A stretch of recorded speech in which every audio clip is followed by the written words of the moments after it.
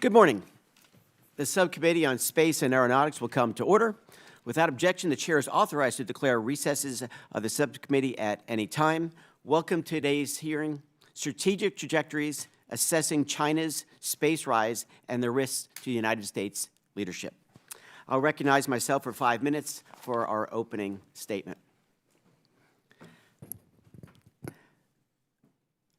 The topic today we'll address is nothing more than a critical issue and defining challenge for this committee. Understanding China's bold ambitions, addressing their unapologetic drive for dominance in space. We are at the start of the next age of exploration, one where humanity is not just observing the cosmos, but acting on its observations and beginning to inhabit it. For those who are new to this issue, the question we should be asking as we explore beyond the planet is, will humanity carry forward the American values of economic and political freedom, or those of the Chinese Communist Party? For generations, the United States led humanity into space with unmatched ingenuity and without a true rival.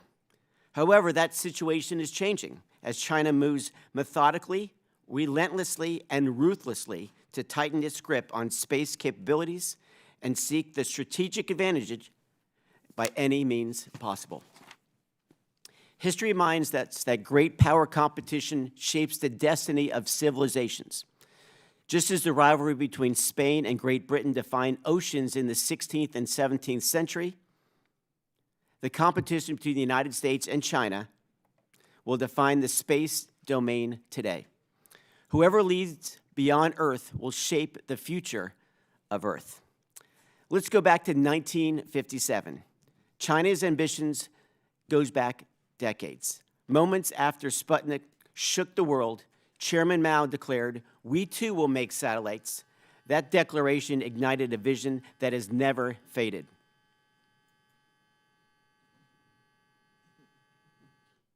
In 1992, China set into motion Project 921, its human spaceflight program, which continues today.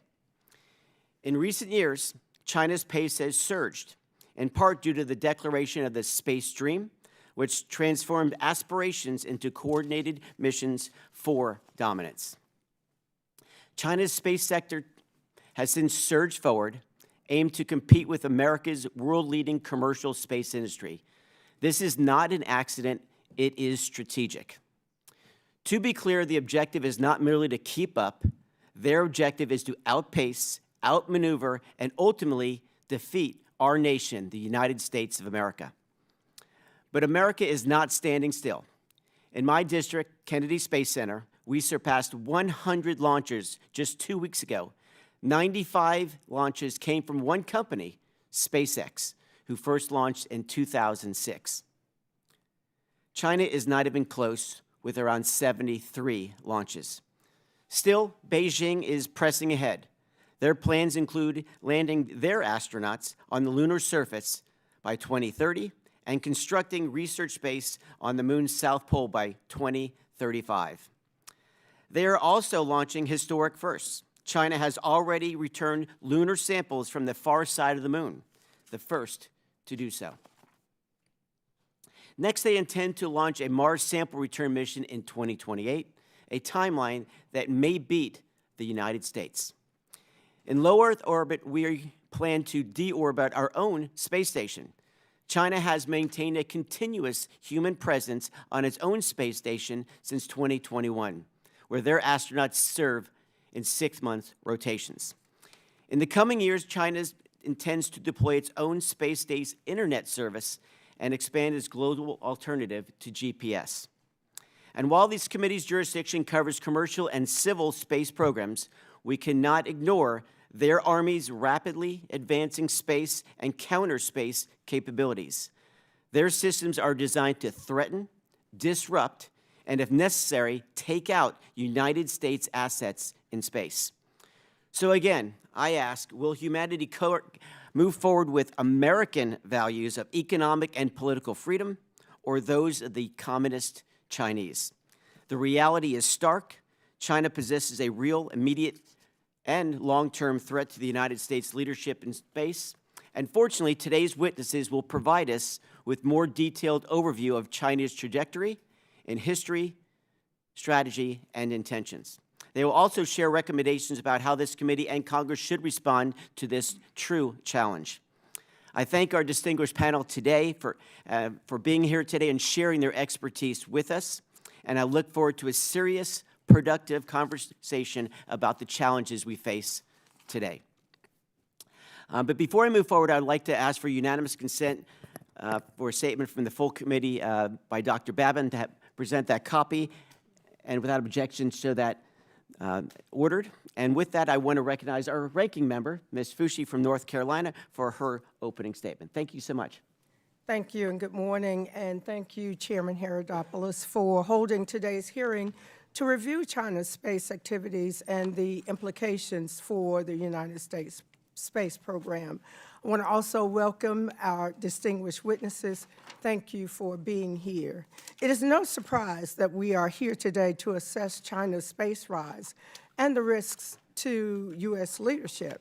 China's ascending space capabilities are fast approaching strategic comparability with the United States. This is intentional. Xi Jinping's space dream stresses the importance of China dominating the space domain.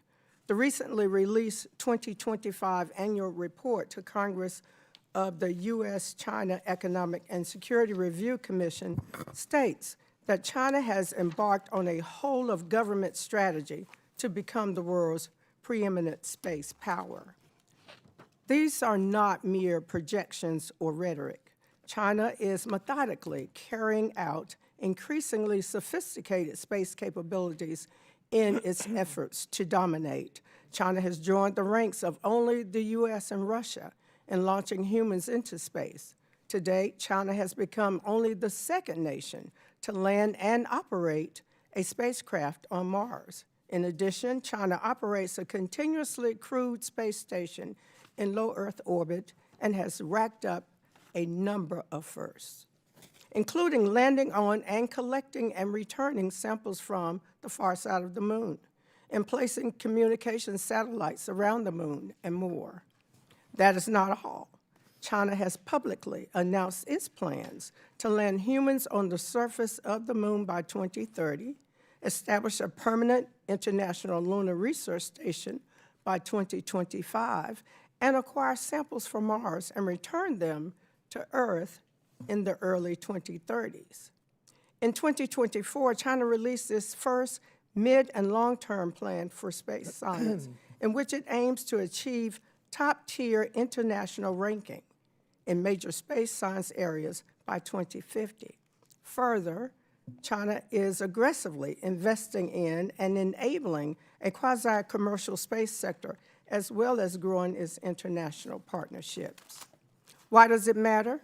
The People's Republic of China, for which there is no distinction between civil and military space, knows that leadership in space has brought the United States invaluable geopolitical soft power, significant and beneficial international alliances, economic growth fueled by innovation, bold and inspiring missions that drive and attract STEM talent, and national security advantages. How we navigate China's ascending space capabilities today has direct impacts on every American.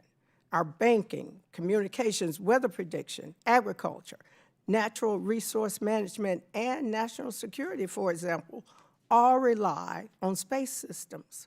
Threats to the U.S.'s presence and leadership in space could put at risk a critical backbone of our social, security, and economic systems. And how are we navigating China's space rise? The Trump administration appears to believe that attacking research universities, gutting our federal STEM workforce, withdrawing from international engagement, and significantly investing in research and development is the answer. Just look at this stark comparison between China's space science plans and those of the Trump administration, as prepared by the Planetary Society. Is this a winning strategy? While I'm pleased that the Nancy Grace Roman Space Telescope, on which both Duke and North Carolina Central University in my district collaborate, is maintained and making excellent progress, seeding so many transformational space science missions to China alone would send a dangerous message. As ranking member of this subcommittee, I have expressed before, I will not stand for handing the keys to lunar exploration or space leadership to China. This is a pivotal moment.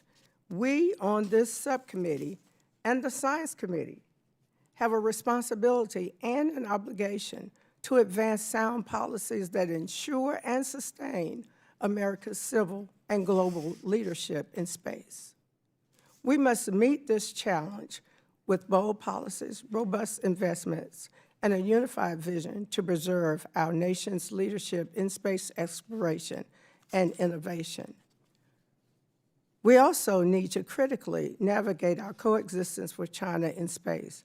For example, are there areas where limited engagement in China, such as on spaceflight safety, could serve U.S. interests? At this time, Mr. Chairman, I'd ask for unanimous consent to permit Representative Don Beyer to attend this hearing and ask questions of the witnesses. Without objection, that is ordered. Next, I want to recognize our ranking member on the full committee, Mrs. Lofgren, for a comment as well. Well, thank you, Mr. Chairman, and for today's hearing. The topic is very important for our work here in the Science Committee and the Federal Science, Technology, and Innovation Enterprise. As we know, China is making unprecedented investments in research and development across science and technology, and space is a core component of their strategy. They represent a real threat to the United States' long history as the undisputed global leader in space. And it's critical that we understand the PRC's current capabilities, their plans, as well as their strategic objectives. At the same time, it's also critical that we redouble our commitment to supporting and stewarding a strong, robust space program that continues to push the boundaries in Earth and space science, in human spaceflight exploration, and space technology development. You know, in the very first Science Committee hearing in this Congress, we heard from expert witnesses about the state of U.S. science and technology, and that China was actually leading in 37 of 44 critical technologies.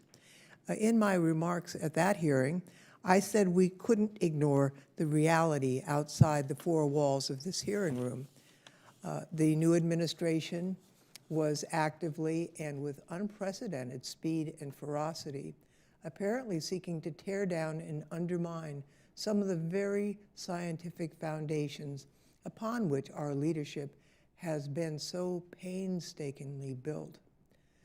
Now we're here 10 months later, and the administration has not relented in its destructive endeavors. The U.S. science and technology enterprise continues to take blow after blow. NASA and the space enterprise has not been spared. This summer, the administration launched a pressure campaign of intimidation against the entire NASA civil servant workforce, and now the agency has lost nearly 4,000 people, over 20% of its civil servant workforce, and there doesn't seem to be a strategy in determining who should leave and who should stay. And just over the last couple of months, largely under the cover of a government shutdown, NASA has been rushing to shutter nearly half of the Goddard Space Flight Center's main campus. I simply do not understand how anyone reconciles rhetoric about competing with China while pulling the rug out from under our own research enterprise. I don't want to speak for our witnesses, but I expect that we are about to hear that China is not culling its talent and technical capabilities, that it's not undermining its universities and turning the world's brightest minds away. Yet, that is what our federal government is being forced to do today by really an out-of-control White House and OMB. Congress needs to step up to the bat. The clock's ticking. As this administration continues to cripple our science and technology enterprise, China is deliberately and systematically implementing long-term plans. Now, I have no doubt that all of us on both sides of the aisle serving on this committee want to ensure U.S. leadership in space. But words are cheap and actions are priceless.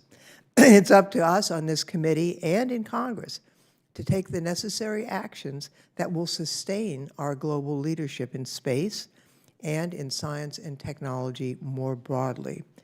Anything less is an invitation to let China take the mantle in space and in so much more. So with that, Mr. Chairman, I thank you and I yield back. Thank you.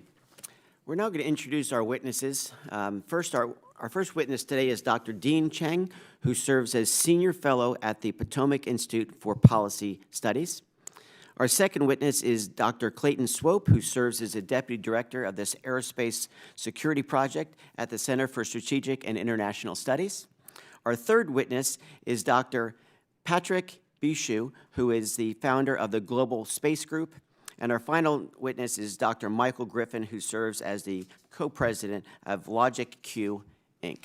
I'd like to thank each of our witnesses for joining us today. And our first speaker today will be Mr. Cheng for 5 minutes to present his testimony. Welcome to the committee. Thank you very much, sir. Chairman Herodopoulos, Ranking Member Fushi, Ranking Member Lofgren, thank you for the opportunity to be here today. My comments are purely my own. As the opening remarks noted, the Chinese Communist Party sees space as vital. Space, from the CCP's perspective, contributes to all aspects of comprehensive national power: military, economic, diplomatic, political, scientific and technological, even cultural.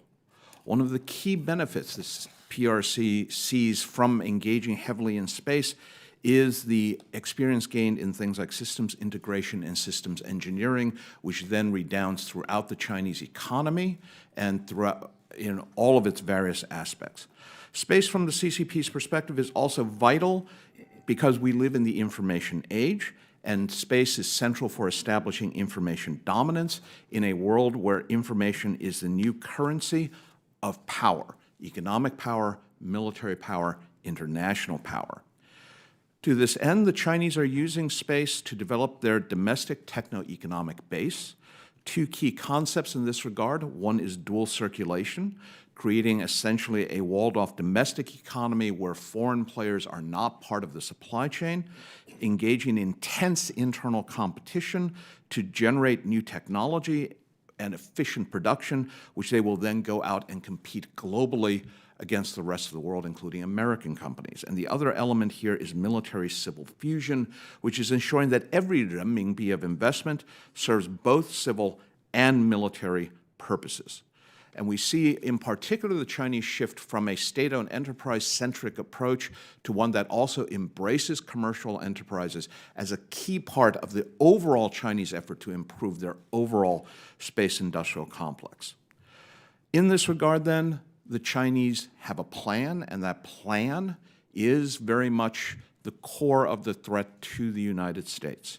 In essence, the Chinese are striving to build out their space capabilities, whether it is an array of satellite networks and constellations, including mega-constellations, a cislunar capacity to support a sustained long-term presence both on the moon and in cislunar space, replete with lunar position navigation, timing, and communication support, and of course, building out a robust military space capability as reflected in the military aerospace force. Second, to build up their space industrial base, which will include commercial as well as state-owned enterprise elements, but has also seen the creation of regional aerospace industrial complexes in places like Wuhan, away from Beijing and Shanghai, and finally building in dual use. Military-civil fusion is about creating a melded, fused national industrial base that can service both the military and civilian demands. Here, the Chinese have a huge advantage, and much of the opening remarks by the respected members highlights this. China sticks to a plan. It creates a plan and it sticks to it for decades. And the benefit there is programmatic stability, budgetary stability, staff stability. I know I will have a job on this project for years and decades, and the people I work with will be the same ones. Very quickly, specifically on the PLA aspect, the People's Liberation Army, the PLA poses a multifaceted threat, in part because China views space holistically: satellites, ground segment data links. The threat to American space systems, therefore, is not simply the very sexy image of anti-satellite systems, but also jamming and cyber attacks. And we have seen the intelligence community accuse China of engaging in things like Volt Typhoon, implanting malware in critical infrastructure. But we should also note that the Chinese, being very close observers of other people's wars, have undoubtedly learned lessons such as Operation Spiderweb in Ukraine, the use of drones launched within an adversary's country to attack critical infrastructure, which in this case should be considered to include space capabilities. The other aspect of the threat, however, is the industrial and standards aspect. The growth of Chinese commercial poses a very different but nonetheless threatening challenge. Why shouldn't other countries buy from PRC commercial companies? And Huawei leads the way in demonstrating how China has been very much able to use commercial capabilities to achieve inroads where it does not therefore have to use the military. Thank you very much to the committee for the opportunity to be here today. Thank you, Mr. Chang. Next, we have Mr. Swope for 5 minutes. You are recognized.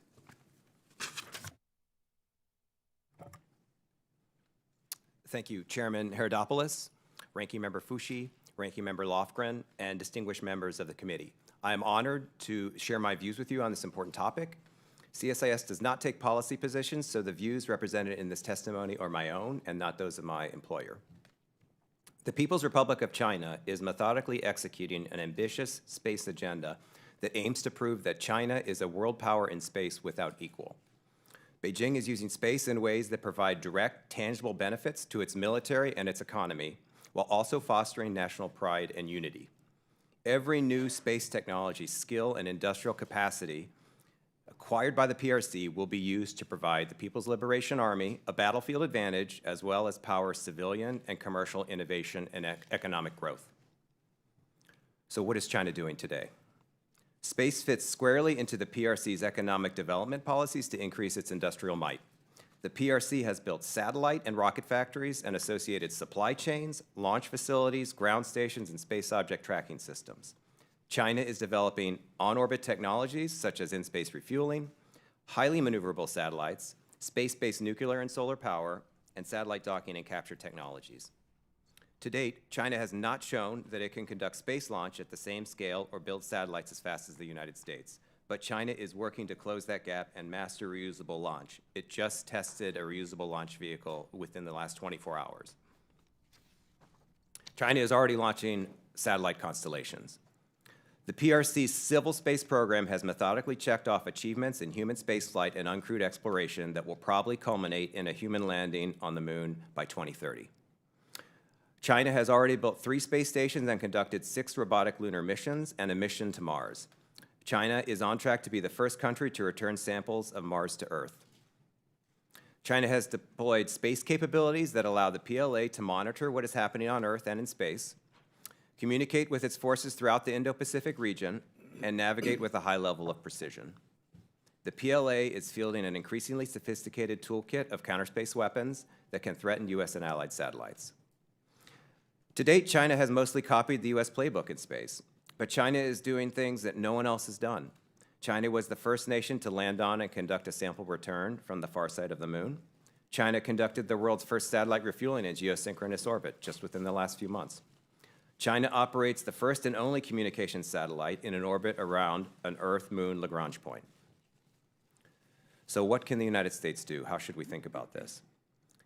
If the United States is in a race with China, it is a race that has no end, other than an end associated with the rise and fall of nations in a time frame measured over centuries. Chairman, to your point, like the contest between England and Spain, I also think the contest between Rome and Carthage. These races last centuries. China is running such a race. With its focus on military-civil fusion, Beijing is marshaling its technical and manufacturing resources to enhance its overall national power, with space playing a key role. The importance of space to national power is also recognized by the United States, with President Trump noting in July that space systems power exploration, defense, and communication, and that the nation will ensure the American flag remains the ultimate symbol of leadership across the final frontier. Though the PRC space power is growing, the United States can retain its lead and ensure it remains the world's most consequential space power. To do so, we must use our strongest advantages. We have a mature yet still growing space innovation ecosystem. We have a space economy built on free market principles. And we have a coalition of willing international partners who want and choose to work with the United States. These characteristics of our national space power are force multipliers and should be harnessed in the same way that Beijing uses military-civil fusion to advance the defense, economic security, scientific objectives, and prestige of our nation. In 1963, Edward Teller, a scientist who played a critical role in the Manhattan Project, testified before Congress on strategic developments, saying that, "I believe that in a race for knowledge, we will win. But I believe that in a race in which we are not running, or running half-heartedly, we have been losing and we will continue to lose." Today, we as a nation may face a similar situation in space. We have many advantages over the PRC, structural advantages, that we can use to maintain our edge. But to do so, we need to start running. Thank you, Mr. Swope. Next, we have Dr. Bassa. I could pronounce your name correctly. I want to make sure Bisha. Bisha, thank you very much. You're recognized for 5 minutes. Thank you. Thank you, Chairman Herodopoulos, Ranking Member Fushi, and Ranking Member Lofgren, and distinguished members of the committee. Thank you for the opportunity to provide my perspective on China's space strategy and its implications for the U.S. You know, when I started at NASA 20 years ago as a specialist on China, the country had just launched their first astronaut into orbit and had not yet launched their first lunar mission. How times have changed. Today, the U.S. and China are the two most powerful spacefaring nations engaged in a long-term strategic competition that spans multiple elements: geopolitics, national security, economic competitiveness, social and cultural influence, and science. I'll briefly discuss each major area. Geopolitics, national pride, and prestige have been central drivers of China's space program since its establishment. Today, human spaceflight missions are most closely associated with these goals, including its current space station and planned human lunar landing and the International Lunar Research Station. Human spaceflight is extraordinarily expensive and highly symbolic, and so therefore it serves a very powerful signaling function. The geopolitical stakes were once summed up by Lyndon Johnson as, in the eyes of the world, first in space means first, period. Second in space is second in everything. Today, the importance of space has only grown, with our national security and economy relying on it. Developing a major space program has also an exercise in compelling excellence, from propulsion and materials science to industrial organization and supply chains. Space missions pull and push the development of new technologies while adhering to the highest quality standards. In essence, such missions provide a tangible measure of a nation's economic strength and geopolitical power. Secondly, our ability to operate in space is integral to national security, including our utilization of position, navigation, and timing, reconnaissance, communications. The same holds true for all major space powers. Second, space has always been intensely dual use, from military-funded civilian startups to federally funded research centers that build both civil and military spacecraft. In China, a similar phenomenon is referred to as military-civil fusion. It's part of a comprehensive effort to exploit the best innovation wherever it may exist. In 2019, images of Chang'e 4 on the far side of the moon were celebrated in the Great Hall of the People. Xi Jinping hailed it as the mission as a demonstration of a new type of whole nation system. Social and cultural influence also shapes the strategy of the space program. Spaceflight is a core part of the China dream of national rejuvenation, a return to the country's preeminent place at the center of the world, and now the expansion of civilization deeper into the solar system. Tying together China's ancient and modern cultures is a hallmark of Xi Jinping thought, and a push to promote the country's unique cultural identity while legitimizing party rule. One way this is symbolized is the use of traditional mythology in the naming of their space missions. Economic competitiveness is a measure of how well a nation's firms compete globally. It can provide insight into firm productivity, or how efficiently inputs are turned into products and services. China's state-owned enterprises typically lag its private sector firms in productivity. For this reason, it expanded the commercial space sector, which is now the world's second largest after the US. However, under its state capitalist model, the commercial sector is still robustly controlled by the state. from capital markets to firm management. Core to the nation's competitiveness is its manufacturing. China's ability to outproduce and outscale others is reflected in its roughly 1/3 share of all manufacturing in the world. With this comes process knowledge, not simply the building instructions, but the hands-on knowledge of how to build, how to innovate, and how to become more efficient.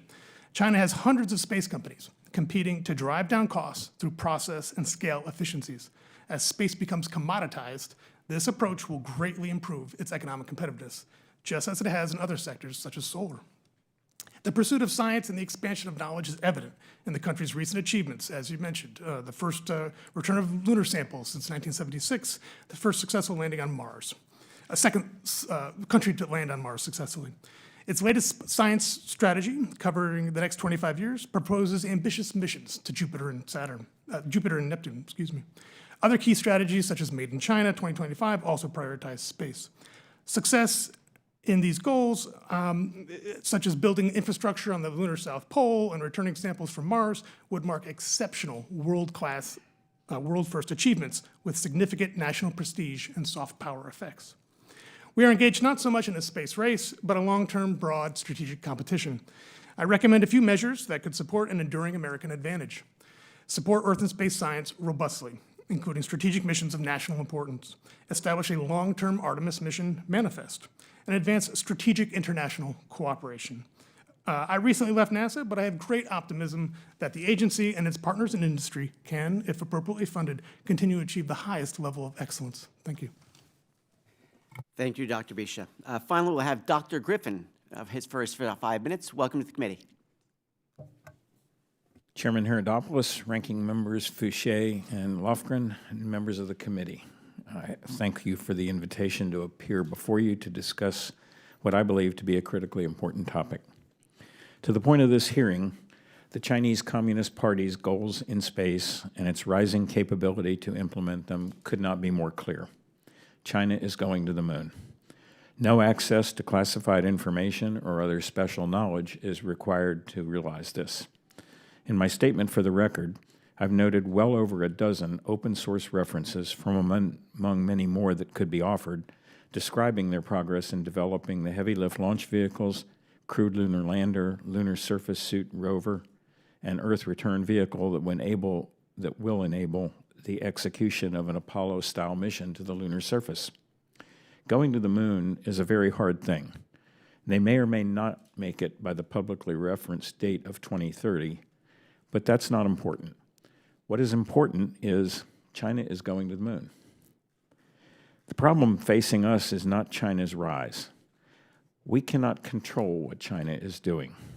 We can only control what we are doing. Of those efforts, I am forced to say that mediocrity would be an improvement. We have squandered a 60-year head start on pioneering the space frontier to a nation that, without reason or provocation on our part, has chosen to become our adversary.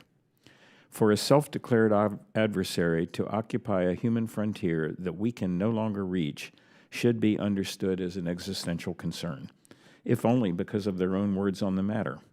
From Ye Peijian, China's former director of lunar exploration missions, at the 2017 Beijing Space Congress, I quote, "The cosmos is an ocean. The moon is the Dayu Islands. Mars is Hongyan Island, which we call Scarborough Shoal. If we can go, but don't go, future generations would condemn us. Once others are there, once others have occupied, no matter how much you wanted to go, you couldn't." This is a stunning statement. The United States and its allies and partners would never think to say that if we reach the moon while others cannot, they cannot also go there. The fact that key figures in the Chinese Communist Party hold this view should be of the utmost concern. But what is our response? When I appeared before this committee on January 17th of 2024, I offered a rather blunt assessment of NASA's plan for human return to the moon. I said it will not work in any reasonable time frame. Additional misgivings have been more recently offered by former NASA Administrator Jim Bridenstine in September 2025 Senate hearing, and by the NASA Aerospace Safety Advisory Panel, both referenced in my statement for the record. To avoid offering criticism without a solution, in my 2024 statement, I submitted a system architecture for human lunar return that could be implemented with systems available today or near term.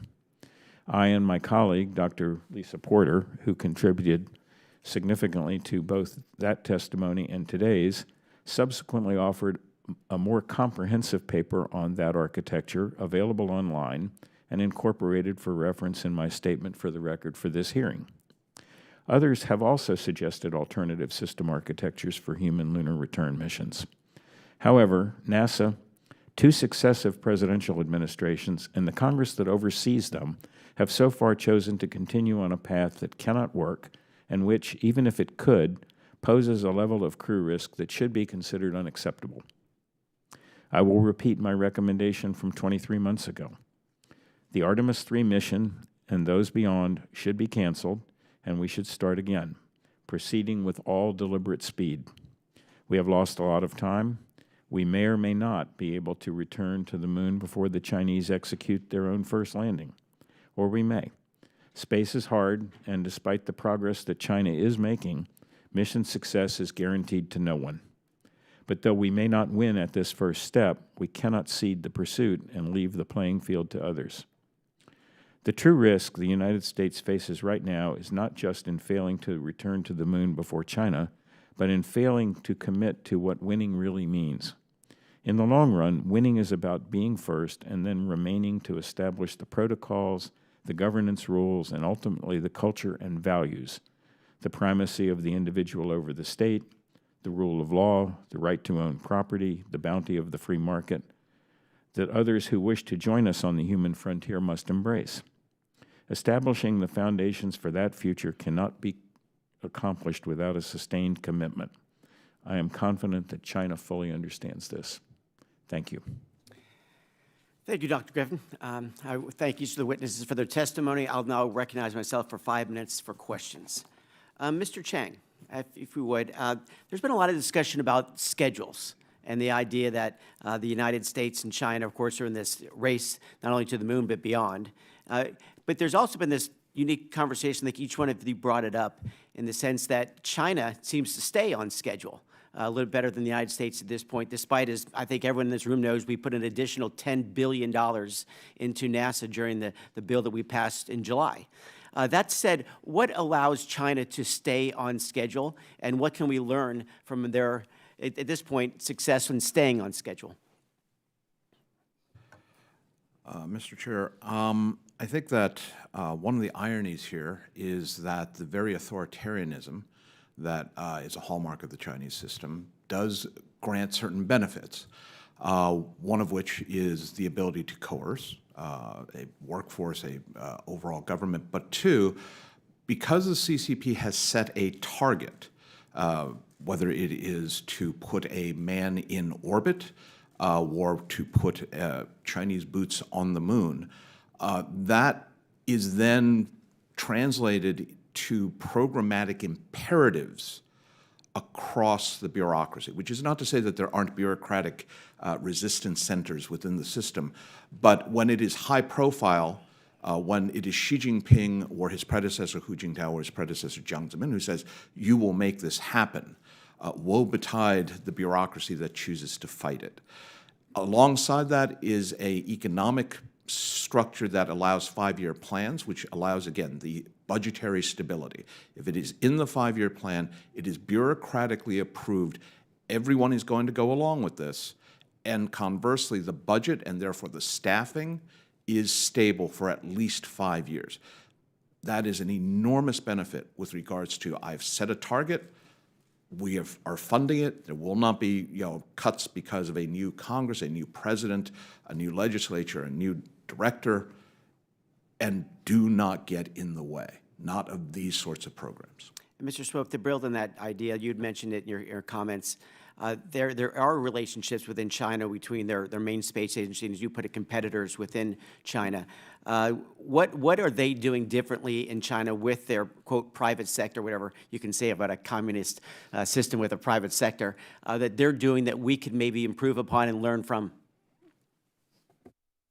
Yeah, thank you, Mr. Chairman. And I think the ranking member mentioned quasi-commercial space. That is how I think we should view it. It may be financed partly by private sector money, but in addition to money from the central government, it also has money from provinces and local municipalities.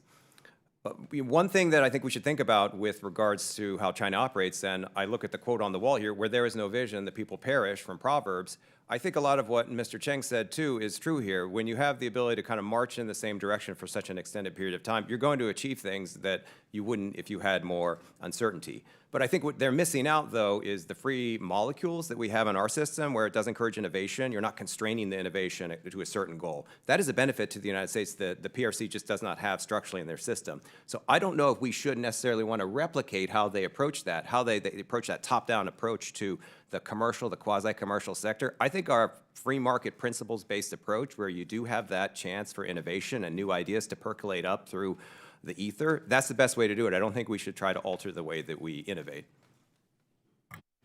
And the question, Mr. Chang, again, if I could, there's a lot of conversation about the Belt and Road that the Chinese have used across the world to, and I think, manipulate countries with debt issues along the line. What should we be fearful of as far as moving forward as they try to do much the same with space? Ironically, one aspect that we should be very worried about is the application of space technology to Chinese Belt and Road Initiative investments here on Earth. When the Chinese build a pipeline, a cell phone network, a telecommunication structure on Earth, timing signals are essential. And if the Chinese are funding it, one should not expect that those investments across the world in key areas, in key countries, in key regions for key resources are going to use GPS rather than Beidou. And that means that these countries are, in a sense, potentially signing up, without perhaps even realizing it, a structural vulnerability to create a structural dependence that will far outlast whoever is in the presidential palace or in the parliament leading their respective governments. Thank you so much. I'll now recognize our ranking member from North Carolina, Ms. Fushi, for 5 minutes. You're recognized. Thank you, Mr. Chairman. Dr. Bisha, can you tell us about your former role at NASA and why you are no longer with the agency? Sure. Thank you for your question, Ranking Member Fushi. So I started at NASA as a China specialist back in 2007. I advised every administrator, including as a junior staffer to Administrator Griffin, until early 2025, including joining high-level NASA delegations to China. And I was the China expert in the administrator's office. Earlier this year, the Technology Policy and Strategy Office was eliminated, and myself and about a dozen colleagues were riffed. So you were the top expert and advisor on China at NASA, and you were riffed? That's beyond puzzling, and I would say incredibly alarming. From reading your bio, I see that you are fluent in Mandarin Chinese. Based on your observation of recent Chinese media, can you describe how China is perceiving and responding to the actions taken by this administration, such as eviscerating and driving out the federal STEM workforce, including a 20% hemorrhage at NASA, gutting NASA science, attacking research university, and drastically cutting U.S. investment in research and development? Yeah, I would say most of the discussion is about expanding their own science technology industrial base, expanding their funding for science programs, for technology. And to the extent they compare it with cuts in the United States, I've seen that as well. I think the criticism is muted. I think they're probably content to watch what happens here happen as they greatly expand their own industrial base. As I said in my statement, this is a pivotal time for U.S. leadership in space, and we on this committee have a responsibility to act. So to each of you on the panel, what should this committee prioritize as we look to reauthorize NASA and sustain U.S. global leadership in space?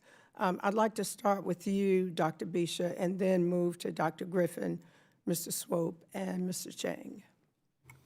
Well, I think your authorization is very important in that it helps set some guidance for how the agency should pursue its programs and plans. Emphasizing space science and earth science is critical, especially a balance between, say, let's call it generally, NASA-led projects and private sector.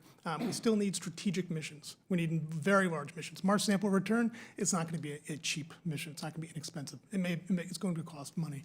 But we also need to understand what comes after Artemis 3, right? So with some clarity on what is the intention. Now, is it a long-term stay on the lunar surface, or are we going on to Mars? We need some clarity.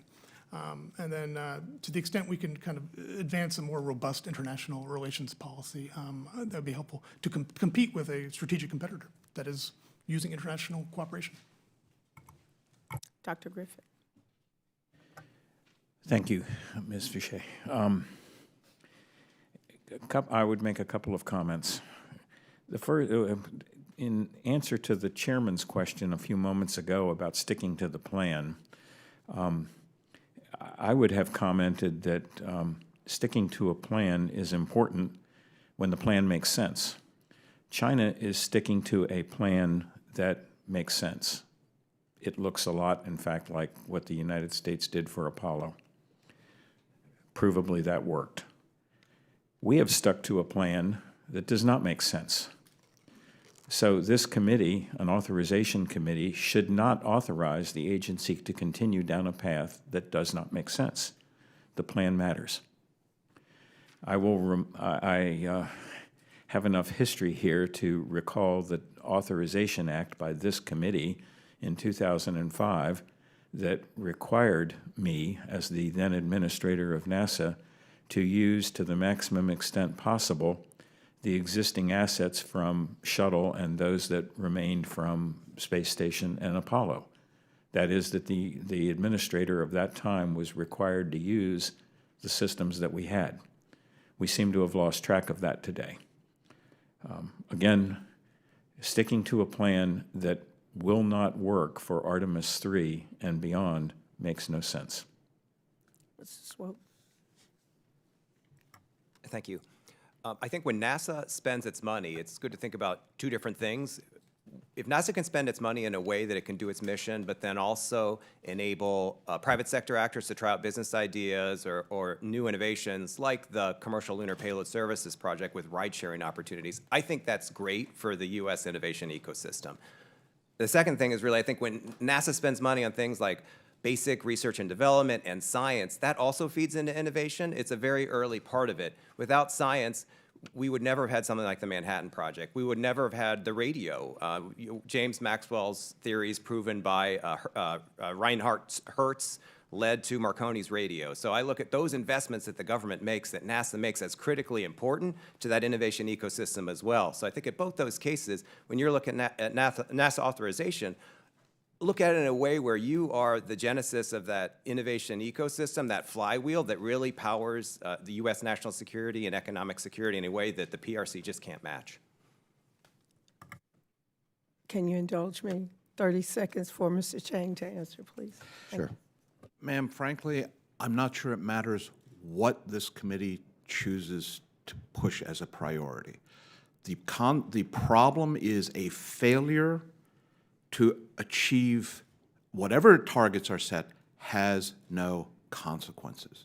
So if I were to give a recommendation to this committee, I would say that whatever it is that this committee feels should be the priorities for NASA, and my colleagues, frankly, I think are far better qualified. I'm a China person, ma'am, not really a space person. One, it needs to be bipartisan to make very clear throughout our system that this is something that everyone is pushing for. And two, that there are consequences, budgetary, legal, and others, to the agency, to supplying companies, if they fail to deliver on time and on budget, that it will not be a, well, okay, let's try again next year, that there are consequences. Thank you for that. Now yield back. Thank you. I now recognize the representative from Florida, Mr. Webster, for 5 minutes. Thank you, Mr. Chairman. Appreciate the opportunity. Thank you for you appearing as witnesses for this important subject. Dr. Griffin, in your testimony, written testimony, you mentioned the fact that it's important to be first, and that history teaches us that those that show up first usually get to write the rules and standards and set the direction of where we're going and what's going to happen. That comes from just showing up. And in your opinion, are we staying at home or are we showing up? At present, sir, in line with the comments I made in my oral statement, we're staying home because the approach we are advocating is not going to work. The train may have left the station, but the train is headed over the cliff. The importance of showing up, as you put it, is that in line with Mr. Cheng's comments, the people who are there are the ones who establish the GPS timing signals or the Beidou timing signals. The people who are there establish the communications protocols. The people who are there establish the rules of the road for space traffic management and other things. If we are watching from the sidelines, it will be China that is establishing those things, and with respect to the future for the rest of the humans on Earth, that will not go well. Well, that's, I guess, my second question then. What would happen if China sets the standards and guides the development and rules and norms of space? What would be the result? Then other nations will look to China and will choose to align themselves with China because they are the ones who are in space. The rest of the world will look to China as the technological leader of the world. Lyndon Johnson was not wrong 50 years ago when he said that first in space is first and second in space is second everywhere. Okay, thank you very much. Appreciate it. I yield back. Thank you very much. I now recognize the representative from California, Mr. Whitesides, for 5 minutes of questions. Thank you. I want to thank the chair and ranking member for organizing this substantive hearing. It's good to see you all. Good to see my old friend, Dr. Griffin, and others. Let's start with Mr. Swope. You note in your prepared testimony that China is likely to achieve something no nation has done before, returning Martian samples to Earth, with a mission launching in 2028. NASA's Scientific Mars Exploration Program has been methodically building towards the return of dozens of scientifically selected samples, the highest priority of multiple decadal surveys, but the agency has not settled on the plan to collect them, and the FY 2026 President's budget request would eliminate the program entirely. The scientific significance of this effort would be enormous. What would, in your view, be the geopolitical significance if the U.S. were to abandon its plan to retrieve scientifically selected samples from Mars while China moves forward on its own crash program to return Martian samples? Thank you for that question. It's a historic opportunity for humankind to maybe find evidence that there was life that originated on a planet that's not Earth. That's not really measurable, the significance of that discovery. What that could mean, I mentioned the impact on innovation from science, what that could mean down the road, the country that's the first to do something like that, to control that. I don't know if I trust the PRC to do that in a way that benefits the planet, that benefits our nation. So I think the huge impact is beyond just geopolitics, that you could pull off a mission like that. I think it has science and long-term implications of maybe what is conceivably the most important discovery in the history of humankind. Thank you. For Mr. Swope or Mr. Bisha, you both state that one of our advantages over the Chinese is our allies, international cooperation. Of course, the administration has proposed cutting a wide swath of international space missions in its budget. Fundamentally, how does this impact our ability to compete with China? Either of you can answer. So there is another competition going on that is international, right? And so we are very conscious at NASA of how how we expand our cooperation, because this allows us to influence. So Artemis Accords are a good example. We have a set of principles and values that we want to make shared. So we want other countries to agree with us on our set of principles. China's doing the same thing with the ILRS, the International Lunar Research Station. They have a set of principles, and they're looking to get a group of nations aligned with them to move forward. The difference between the two, Artemis Accords and ILRS, is that ILRS actually offers programmatic cooperation as well. And so whereas the accords are non-binding, this is programmatic. And so countries can join on the surface of the moon. And now when they start taking those first steps towards norms, towards standards, they'll have a coalition of countries along with them. And this bleeds over into other areas, say at the UN, on other topics and things like that. And so it's basically a competition of influence internationally.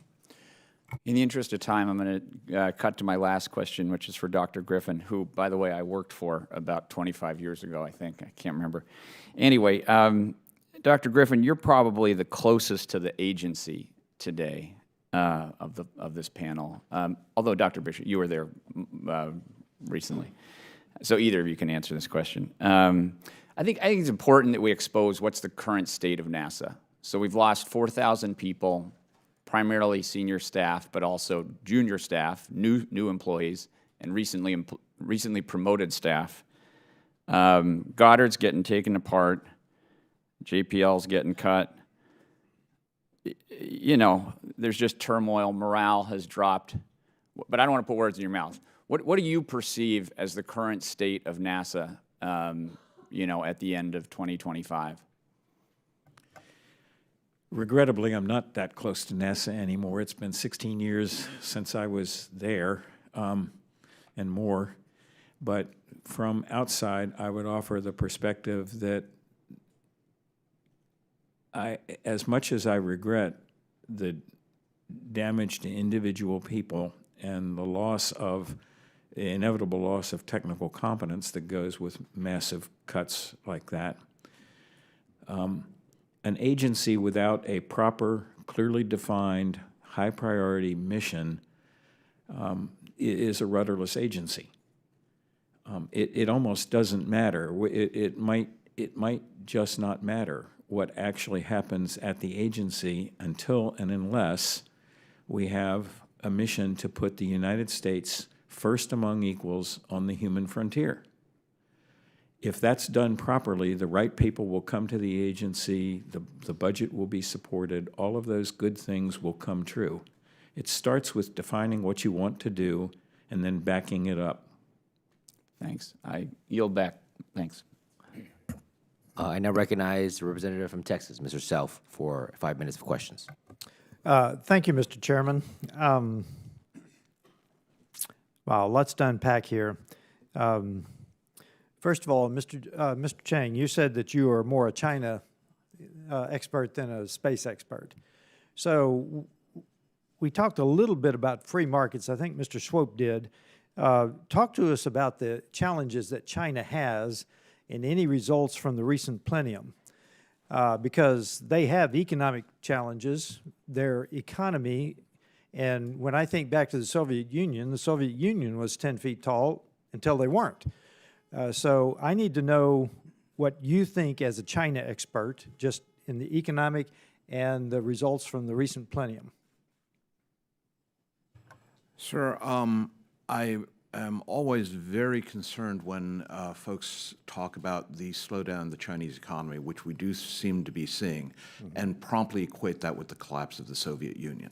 I think it was Winston Churchill who made the observation that there is a great deal of ruin in a nation, and one need only look at North Korea, a fraction of China's economy, much worse off, and yet has managed to survive, to caution that whatever problems we are seeing in the Chinese economy, and we are seeing some, making that leap to that it is a collapse. What I would note is that Xi Jinping is continuing the policies of his predecessor, Hu Jintao, in frustrating efforts at expanding the role of the private sector, of markets, et cetera, in China. That Chinese economic reform pretty much came to an end in 2004 and has not been renewed under Xi Jinping. But strikingly, one of the exceptions to that is in the aerospace sector, where private companies are in fact encouraged and welcome. Quasi-private in some ways, but nonetheless motivated by more classic market principles than state direction. Okay. Dr. Griffin, you have been very clear that Artemis 3 won't work. Tell us exactly why not. Is it the complexity? Is it the crew risk? Is it the fuel versus the man? Why exactly do you think it won't work? I've read your paper, but what is the bottom line as to why you are recommending we cancel this and go a different direction? The quick bottom line is that an architecture which requires a high multiple number of refueling flights in low Earth orbit, no one really knows how many, uses a technology that has not yet ever been demonstrated in space, is very unlikely to work, unlikely to the point where I will say and have said it cannot work. Secondarily,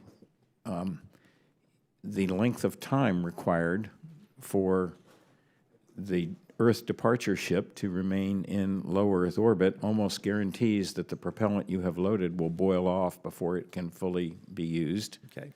And the requirement of the lander to occupy lunar orbit waiting for the crew for 60 to 90 days guarantees that the fuel will boil off.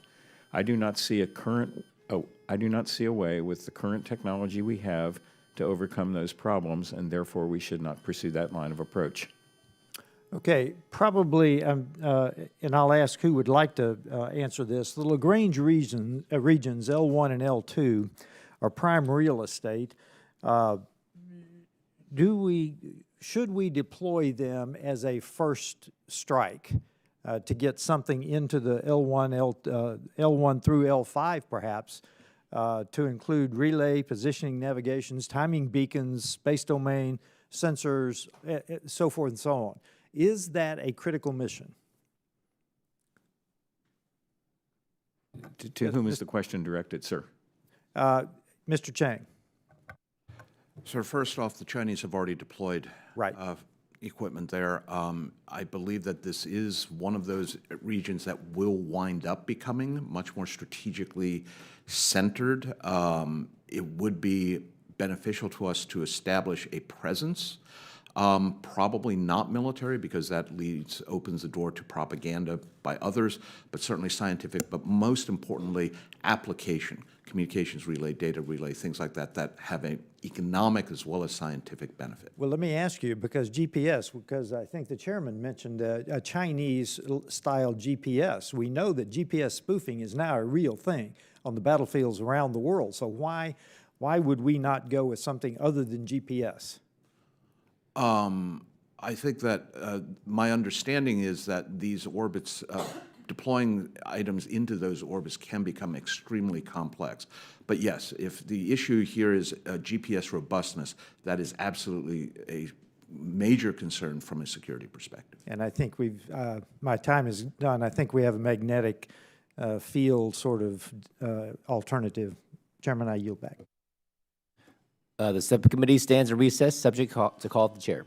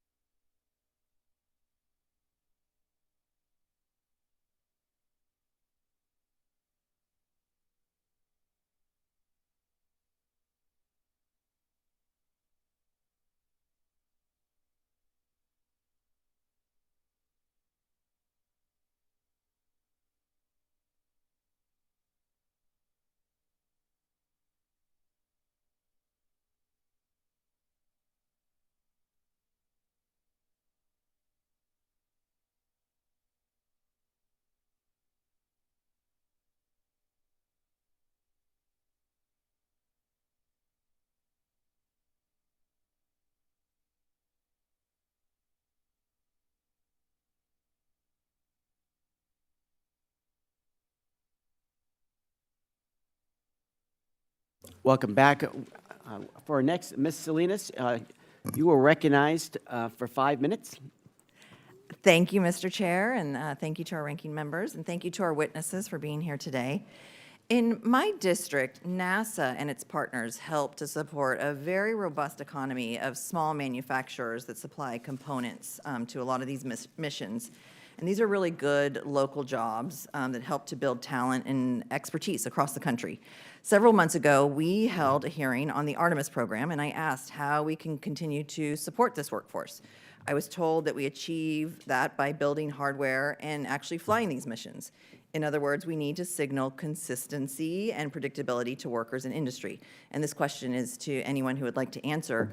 What can we learn from China about the value of long-term planning and predictability, and how has their approach benefited their economy and their workforce more broadly? So, ma'am, the Chinese often describe their space program, not their space program, describe space as being, quote unquote, very dense in high technology. If you take a look at a satellite, it has advanced materials, it has computers, it has communications equipment, solar panels, but above all, it has systems integration and systems engineering. All of those systems have to be able to work together in orbit, and since the end of the space shuttle, you're not going to bring it back for repairs. The Chinese have used their aerospace program as a training ground for systems integrators and systems engineers. And one prime example of this is COMAC, the Commercial Airline Corporation of China, which is going to compete with Boeing. They took an entire cadre of folks from CAS, the China Aerospace Science and Technology Corporation, a state-owned enterprise, and said, all of you, your systems engineers, systems integrators, you will now go to COMAC, another state-owned enterprise, and jump-started their ability to do systems integration in the commercial airline industry, thanks to the education and training and on-the-job experience in aerospace.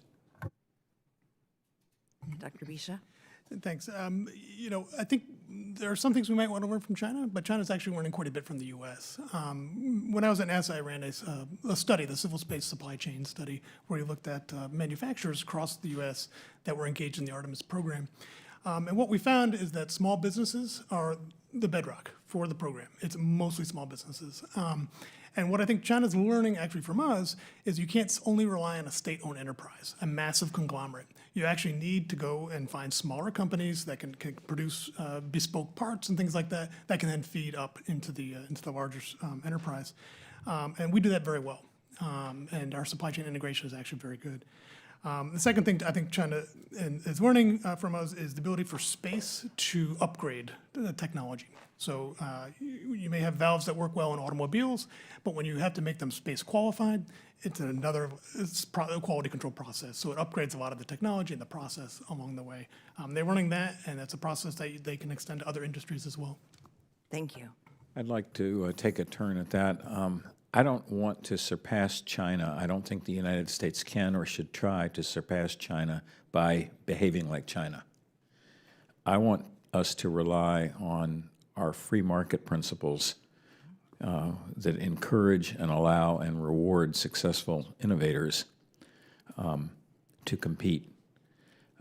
The role of the government in this particular enterprise, since going to the moon is not remotely a commercially successful activity in anything like the near future, the role of government is to establish the point that we are creating a program, we are going to sustain it. We, the United States, with our allies and partners, are going to be on the moon for the foreseeable future, and by doing that, we establish a demand signal which will allow the best and the brightest in industry to come forward to produce those capabilities. If the U.S. government does not set that kind of a consistent demand signal, then we should not expect industry to invest alongside. Thank you. Mr. Swope, would you like to answer? Yeah, I just thought about when I was in high school, I had friends that their family owned a factory that built machines that built mattresses. So I thought about the time that it takes to really ramp up to do something like the Artemis program. And to me, that's where that commitment, that stability is needed from a government standpoint to the demand signal, but also put the money on the table to say, this is what we want to buy So then that trickles down through all those other suppliers. And I also worked for Derek Kilmer years ago, and I remember going out on the Olympic Peninsula, and I found a company that was building something for Blue Origin. I'm like, this is super cool. Yeah. And all the time it took for that to ramp up, it just can't turn on a dime. So I think that's the biggest lesson there for companies like that at the very, very back end of that. It takes time to get to the point where we are building a rocket that's going to go to the moon. That's right. And I think, to your point that I think many of you are making, if President Trump's proposed 24% cut to NASA's budget were to actually go into effect, what could we see in terms of the long-term implications for our workforce and thus our ability to compete with China? Dr. Bisha? So the supply chains around a lot of these projects. Please keep your comments to a minute. We're already over time. Oh, I'm so sorry. I did not realize that. The supply chains are very extensive. They affect a lot of suppliers, and some of these suppliers are single source suppliers. So they have very few, they have one customer in some cases, and that customer is NASA. Thank you. I yield back. Thank you. Next, we have the Congressman from Georgia, Mr. McCormick, for his 5 minutes. You're recognized. Thank you, Mr. Chair. It's interesting, just in the last line of questioning, I heard each one of you point back to supply chains, single sourcing, competitive markets. One of the problems with competition, which I'm all for capitalism and competition, but when you have a monopoly of several critical minerals that a foreign adversary, or at least a peer competitor, controls, what are we doing to solution for that? I mean, I don't see it, because right now we basically don't have a competitive market. We don't have a market. All we have is one country that controls all the resources for something that in the military probably supplies hundreds of thousands of parts that are literally the bottleneck, and it's probably one of the reasons that our fleet readiness for all aircraft is around 50%, which is atrocious. If we get into a war, we're done. And in space, which is something that obviously is the final frontier, if you will, what do we do to prevent that from being a choke point for us? They literally have us by the neck. What are we doing? What is a good solution? And I don't want to hear generalities of open market, because we don't have an open market. We have a monopolistic system. What can we do? And I have my own ideas, so hopefully we get somebody that gives me a good answer so I don't have to interject my own opinion. But I'll start with you, Mr. Chang. To break your question into several smaller buckets. First off, while China has an advantageous position, it is not the sole producer of rare earths. Rare earth actually is a terrible misnomer. I think other more scientifically oriented folks prefer platinum group metals. There are other places that do produce them. There is, unfortunately, only one facility in the United States, and one of the reasons for this has been additional regulatory considerations, including environmental, that basically say, well, if you're going to mine that, you have to do X, Y, and Z. Suffice to say, the Chinese are not as enthusiastic about environmental regulations. The other aspect here is that whatever the rare earths are that you mine, you have to process them, and that is enormously polluting. And the Chinese have been more than happy to be the primary rare earth processor. So you may mine it in India, you may mine it in Canada, it still gets shipped to China for processing. I believe back around 2018, the United States broke ground for a domestic rare earth processing facility. To be honest, I don't track that very closely. I don't know what the status of that is. But if you want to break the Chinese monopoly, it is not enough to open up more mines. It is absolutely essential to open additional non-China located processing facilities for rare earth minerals. So, Mr. Chair, and I'll just go with that because I'm already halfway through my time, and that's how it works here. I will accentuate your point. We have 10 rare earth minerals we have no access to except for through China right now. Another 10 that we have limited access at best. Our regulatory burden and our inability to mine and process these rare earth minerals have put us not only at a strategic disadvantage, but actually in a worrisome position for any future conflict. We're not ready, simply not in a military sense or especially in a space sense. We think, and this is something I challenge both sides of the aisle to look at realistically. Just because we don't pollute when we get these minerals we're going to use anyways, doesn't mean that they aren't polluting 10 times worse than we would with the same minerals we're going to buy anyways and use anyways. So it's not conservationism. It's not a smaller blueprint of carbon emissions when you buy from China. It is just pretending like we're not polluting when we're actually polluting more. I just want to be very realistic about this. The future is America using the resources we have without the regulatory burden that makes it too expensive to do, because we're going to have access regardless. Or the alternative is don't be competitive. That's not going to happen. We're America. So I challenge both sides of the aisle to take a realistic look at, we have to have access to these things, and we'll do it cleaner, better, and cheaper if we're not overly regulatory, putting over regulatory burdens on the American businesses. And so let's just take a really honest look at this scientifically, domestically, so we have a chance into the next century. And with that, I yield.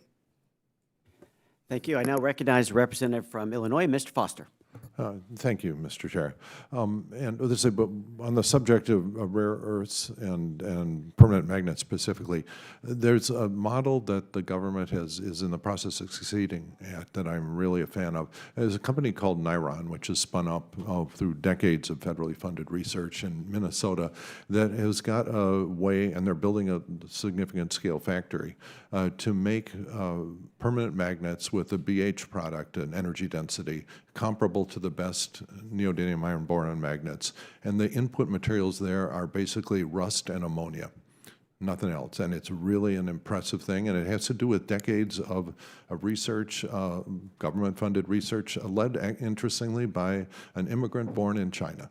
So there are a bunch of lessons, I think, that we should learn from that, and one of which is to not push away foreign talent from our shores because of unfounded worries. Now, let's see, I've been worried for a long time about the fragility and the dual use nature of all of the systems we're putting into low Earth orbit. All right, we're now talking about, we're having at least 2 major U.S. companies put big satellite arrays in low Earth orbit. The Chinese have at least 2 companies. The Europeans are doing it. Everyone's first worry is about the Kessler syndrome, where you just have a big cascade of collisions, which I think is unlikely because of the altitude and the rapidity of the orbit decay. But is still something to worry about because some of these systems are not really in low Earth orbit, but somewhat higher. And so this is something that I think we're going to have to need international understanding on, because this is a big problem. The fragility is also a real issue. One thing that's worried me for a while is that, the refueling that was mentioned, and I guess Dr. Griffin shares my skepticism of how easy it will be to make it work. The scenario for Starships, for example, and other similar missions is to go put these in low Earth orbit, refuel them with 10 refueling missions, okay? Now, I don't know if you've noticed, but these Starships have a tendency to detonate themselves from time to time, and the issue comes up, what happens if one of those explodes fully fueled in low Earth orbit? And the debris field from that is potentially frightening. I was just wondering, has anyone looked at this particular problem when SpaceX is talking about running hundreds of Starship missions a year in some scenarios?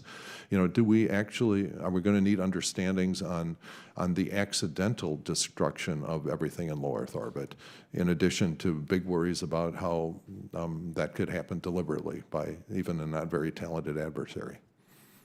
Is there anyone, that can speak to this? A few comments on that. So I think in terms of space debris, it's a huge issue, and it's not an issue that any one country can solve, right? And I think China was recently in the news because one of their Shenzhou human capsules was hit by debris. Our space station is also occasionally hit by debris. We have shielding that can withstand about 3 millimeters of particle size of a debris. China has continued to do EVA missions outside their own space station to add additional armor, additional shielding to their space station. They recognize this as a major issue, and it's affecting their crown jewel, their human spaceflight program. So we're both, in some senses, on the same page that this is a problem that we need to solve.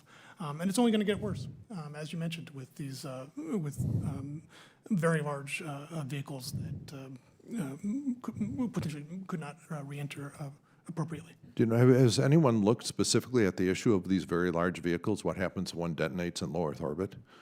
Because I actually had Claude Code write me a simulation of it, which I'm not willing to quote the results from, but it was, people have been studying Kessler syndrome for decades, and there are computer codes that do that pretty well.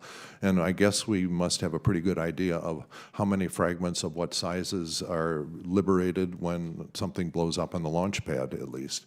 So it seems like we have the information to understand the size of the debris field and the damage it will do to, very militarily important assets, including, the Golden Dome, which is now talking about, many tens of thousands of additional assets in low Earth orbit, with many countries having an incentive to accidentally, on purpose, destroy them all. So I was just wondering if that's something that really we need some more study on. So, all right. So I guess I am now down to 15 seconds. So I'll just, if any of you have thoughts on that and could respond for the record, I'd be really interested. That is something we have to keep our eye on. And I think ultimately we're going to have to negotiate with China and the other countries, spacefaring countries, to come up with some understanding. We can't just go off doing what we're currently doing. Thank you. Yield back. With that, I recognize the representative from Utah, Mr. Kennedy, for 5 minutes. Chairman Herodopoulos, thank you for holding this important hearing on the space race with China. And I want to be very clear where I stand. The Chinese Communist Party is a major threat to our national security. For years, I've been calling attention to the Chinese Communist Party being a dangerous and aggressive adversary. We must expose their every underhanded and subversive action. Passivity on our part will only be rewarded with more aggression. There are some voices that would question why going back to the moon should be a priority, given we have already achieved it. I would counter that this isn't just about national pride. It is a national security imperative to beat China to the moon, because the Chinese Communist Party intends to establish a lasting presence with exclusionary zones for their own economic and national security benefits. It's important that we understand where China's space program is at and how we can do everything in our power to win this race, because the stakes are too high. And thanks to the witnesses for their testimonies. Dr. Griffin, I have a question for you. I'm a co-sponsor of Chairman Hill's Taiwan and American Space Assistance Act to establish a partnership between TASA and NASA. And of course, we have the Artemis Accords with 60 countries. Can you describe, Dr. Griffin, the importance of these international partnerships to maintaining U.S. preeminence in space? I would offer the view that if the United States is not willing to partner with other nations in the world to be on the space frontier, then they will have no alternative but to partner with China, or they can choose to stay home. It's my observation that every nation that reaches a technological level where they can do something in space wants to. In some ways, it's like owning the only swimming pool in your neighborhood. You become an attractive nuisance. So since that is observably true, nations that can do space want to do so, but the barriers to entry are very high. The United States can lower those barriers, or we can watch while China lowers those barriers. I think the latter course of action is not what I would recommend. Thank you for that response. China has also used radioisotope power systems to survive the lunar night since 2019, giving it the only continuous presence on the moon, and it plans to launch more missions using this technology in 2028. U.S. landers, by contrast, are limited to 14 days because they can't operate through the lunar night, and NASA has not incentivized commercial providers to adopt radioisotope power systems at this point. Dr. Bisha, thank you for your testimony earlier. How can the United States leverage commercially developed radioisotope power systems, as China has to ensure our lunar landers can survive the night and operate continuously on the surface? Thank you. Well, the U.S. actually does have commercial companies that are exploring radioisotope power systems. Some of them are here today. And I think the advantage there is they're looking at a couple of different ways to do it, a couple of different approaches. They're using different fuels. They're using americium. They're using things like that, fuels that we haven't traditionally used in the past. So that's going to be an advantage. I don't think China is using commercial companies to do their radioisotope power systems. They're very much part of the China Nuclear Energy Agency and the associated industries below that. But I think our approach of multiple different approaches, seeing what works, doing some demonstrations, and then start flying them, demos on CLIPS missions, on the next flight opportunity, to prove them out is the right approach. Thank you for that answer. Mr. Swope, I have a question for you as well. As Acting NASA Administrator Duffy announced plans for a fission nuclear reactor on the moon by 2030, and I'm very supportive of that effort. Can you tell us where China stands technologically on establishing nuclear power systems on the moon? Thanks for that question. I can speak to what China has said. They have said they want to work with Russia to build a nuclear power station for their International Lunar Research Station. So they're thinking the same way. And it makes a lot of sense to your point about the length of the lunar night. It has to have power in order to keep those electronics warm so they don't break. So I'm not surprised that China is moving in that direction. I think the approach of the acting administrator to look at industry in the United States to see if they can come up with good ideas, novel ways to do that, innovation, like Dr. Bisha said as well, is the best approach. I think we're going to come out ahead on that. Thank you very much. Chairman Herodopoulos, I yield back. Thank you, Congressman Kennedy. Next, we have, I recognize the representative from Virginia, Mr. Byer, for 5 minutes. Welcome to the committee. Mr. Chairman, thank you very much, and thank you for letting me wave on. And thank you, all of you, for your testimony today. Dr. Bisha, and I was particularly grateful to have you here. You mentioned in your testimony the importance of supporting Earth and space science robustly.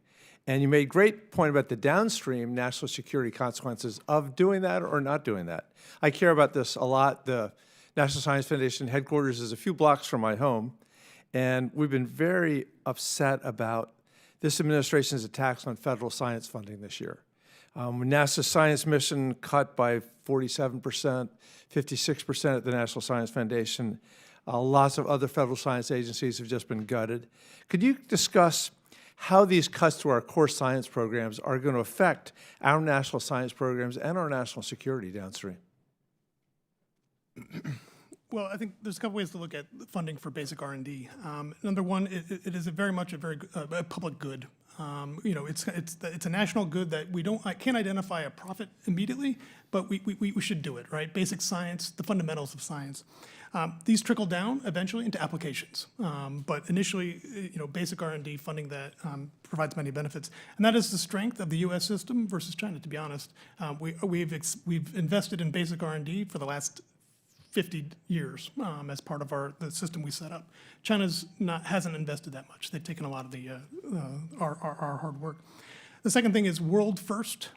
So if you're not going to be a world first by simply seeing what everyone else is doing and then copying it, right? And so you do have to do that initial hard work to develop world first successes like Mars first sample return, habitable worlds, observatories, exoplanets research, things like that we've never really done before. And the final thing is, it's not just basic R&D.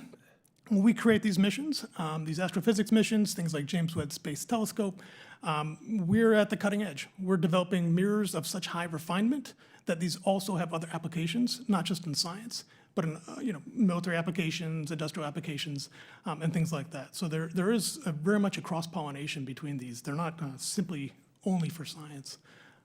Let me follow up on that too, because you have the basic research, but then I'm really concerned too about the science workforce.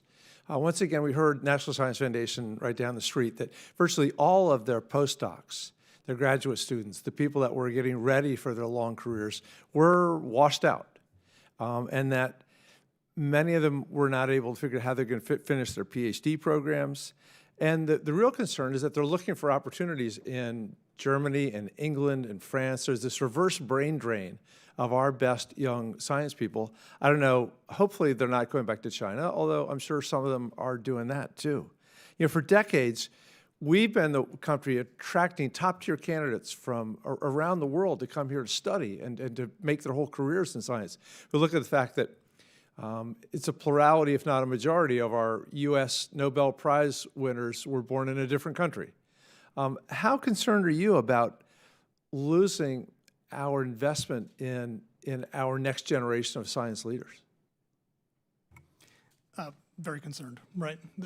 Science is often multi-generational, and so we have very accomplished scientists that are later in their careers. They teach the middle tier scientists, and those middle tier scientists teach the postdocs. The postdocs teach the graduate students, and the graduate students, on and on and on. If you wipe out one of those cohorts, the postdocs, for example, you're in a lot of ways you're wiping out a generation for that science, and it's not easy to jump right down. You're losing that mentorship. You're losing a lot of that talent. So it's very concerning. I think if they were to go overseas, for example, they perhaps could come back. Nothing is necessarily permanent. We've had waves, things go in waves. I'd be more concerned if this persisted for a longer time. Great, thank you. Mr. Chairman, the morning's getting on, and I yield back the balance of my time. Congressman, I appreciate it. We're going to go for round two for questions. I'm going to take the next 5 minutes and turn it over to Ms. Fushi, and we'll go from there. Dr. Griffin, you'd mentioned a few times now about Artemis 3 and your concerns, and I think those concerns have been heard today, of course. But I want to address specifically on the China issue, on the potential of their moon opportunity, and what loss of mission might they face as they move forward with their plans on the moon and beyond.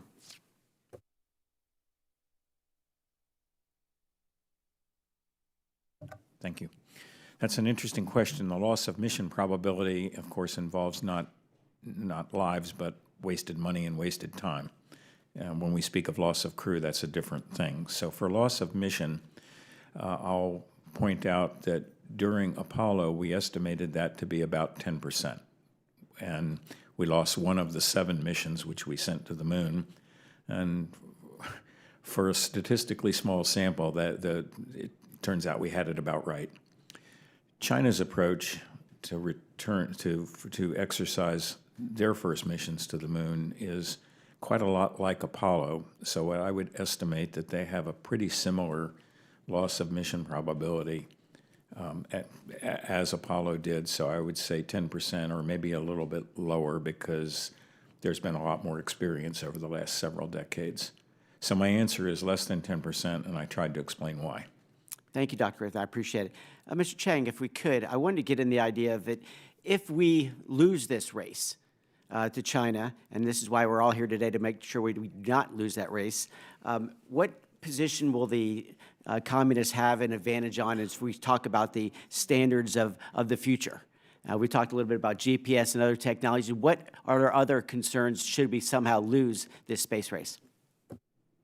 So let me first emphasize that in this context, we are in a sense in a relay of marathons. That you may win this, you may be fastest on the second leg or the third leg, but that doesn't mean that you've won. So in this context here, it's a matter of who will make it back to the moon first, but much more important will be who will be able to sustain a presence on the moon. The Artemis program is talking about a manned station for 1 month out of the year. I suspect that the Chinese are much more thinking 12 months out of the year. If that is the case, then we are talking about who is setting the standards for not just communications and PNT, but everything from keep-out zones for health and safety reasons to scheduling for insertion.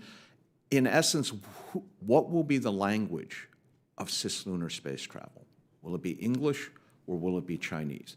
And from the moon, we potentially then go further outbound. The Chinese already talk about going to Mars, certainly with a sample retrieval mission, probably with human spaceflight in the out years. Again, being first matters, being there persistently matters. And that too is about setting the rules, setting the industrial standards, the business, literally the dollars and renminbi, as well as the law and order aspects. Thank you. And Mr. Swope, on the question of the International Space Station, we know about the potential of the United States bringing it back down to Earth. And what kind of impact might that have in this space race? Thanks for the question.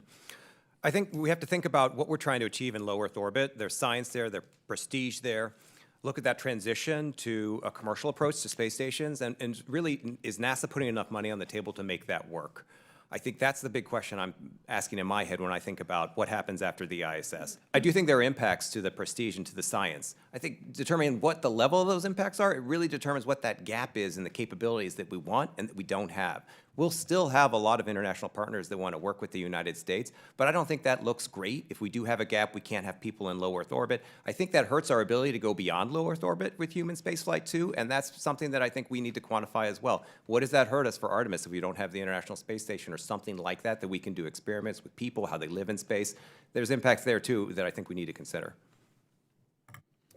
Thank you. And I'll yield back now. Ms. Fushi, you are recognized for 5 minutes. Thank you, Mr. Chairman. So to each of you on the panel, we've heard about the importance to U.S. leadership of returning our astronauts to the surface of the moon and doing so before China lands taikonauts there.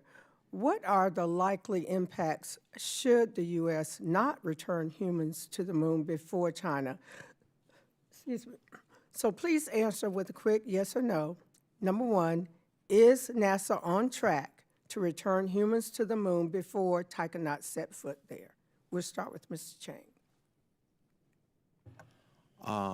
I am very pessimistic about our ability, so no. Okay. Swope. Worried. Okay. Dr. Baisha. You're not going to like it. Maybe. Okay. Dr. Griffin. No possible way is NASA on a track to return astronauts to the moon with the present plan.